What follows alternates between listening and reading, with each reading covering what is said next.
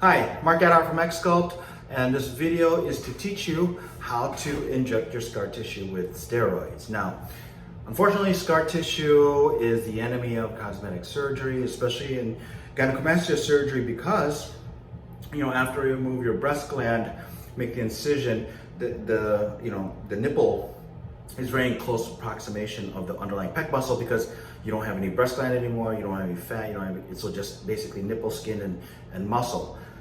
During the healing process, guys develop scar tissue. Some people develop a lot of it, some people don't develop any of it, and it's just a matter of dealing with the scar tissue when it forms. By injecting steroid into the scar tissue, what that does, it softens up the scar tissue and helps it break down a lot faster. Now, without any injection, with just not massaging, not stretching, nothing, scar tissue will eventually break down. The problem is it can take a year and a half, maybe longer, and nobody wants to wait that long. So that's why I recommend the methods that I do post-operatively so that we can speed up your healing process. Now, sometimes it doesn't happen as fast as we want it to. Sometimes we have to be patient. Sometimes we have to, inject steroid to speed up that process. And so that's what this video is, especially because for all my patients who aren't in Chicago, Illinois, and it's inconvenient for them to fly down for every couple of weeks for a steroid injection, I wanted to make this video so that we can help your healing process along. Okay. My disclaimer also for this is that this video is meant for XSculpt patients only.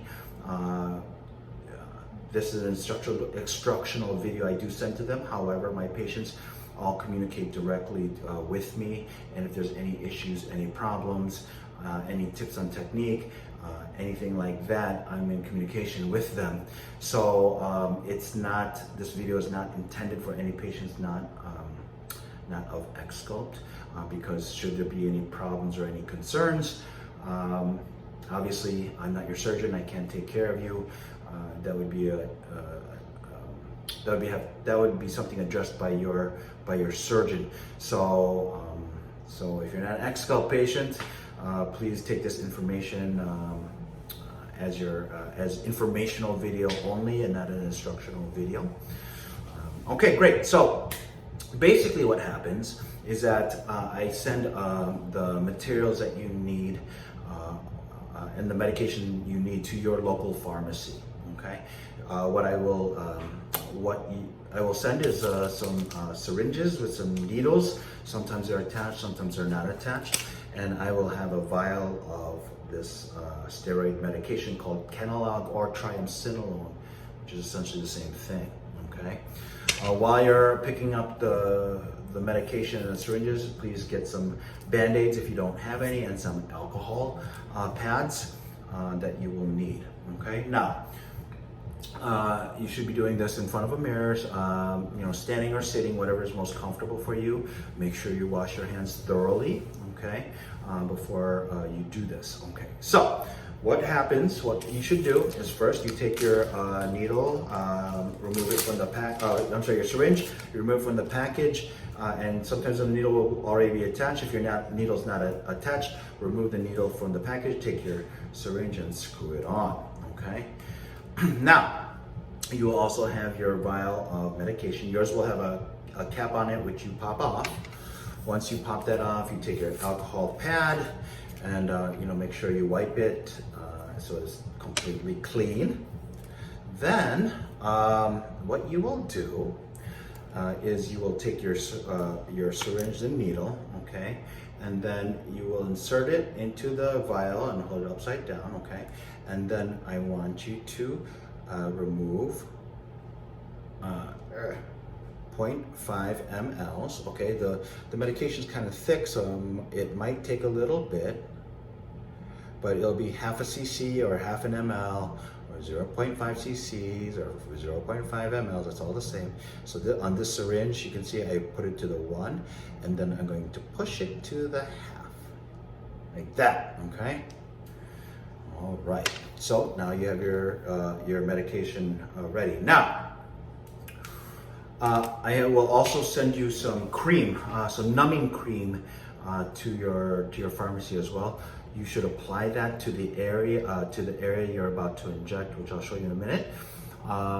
And let it sit there for a good like 20-30 minutes before you inject, so that you won't feel too much discomfort. A lot of guys don't need any numbing medication. I give it just as a courtesy, and it's there for you if you want. A lot of guys at this point after surgery, usually around 4 weeks, their incision's still numb, so they don't feel anything. But it's there for you if you need it. Okay. Now the injection part. What you'll do. Okay, I'm going to use my chest as an example. Okay. So your incision or your area of scar tissue is always directly below the incision on the nipple. Because that's where the breast gland moves, that's where the stitches are, that's where the most manipulation was done, so you'll have the most scar tissue there, and most guys can grab the scar tissue. I don't have any scar tissue right now, but what you'll do is you'll grab it like this, so you have the scar tissue in between your fingers like this, okay? I have my shirt on, I don't think I have a shirt, but like that, something like that, okay? Then what you do, make sure your hands are washed.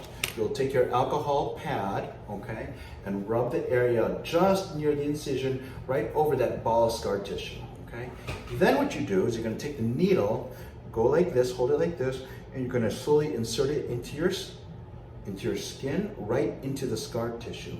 Okay, so you go like this, right into the scar tissue, along the incision, or just to the side of the incision, directly into the scar tissue.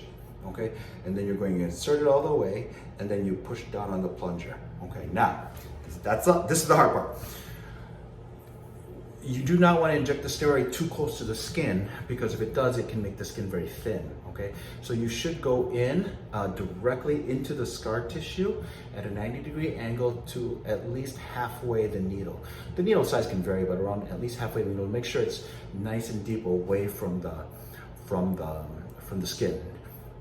Now, you will know that you're in the scar tissue. Sometimes you'll feel a crunching noise.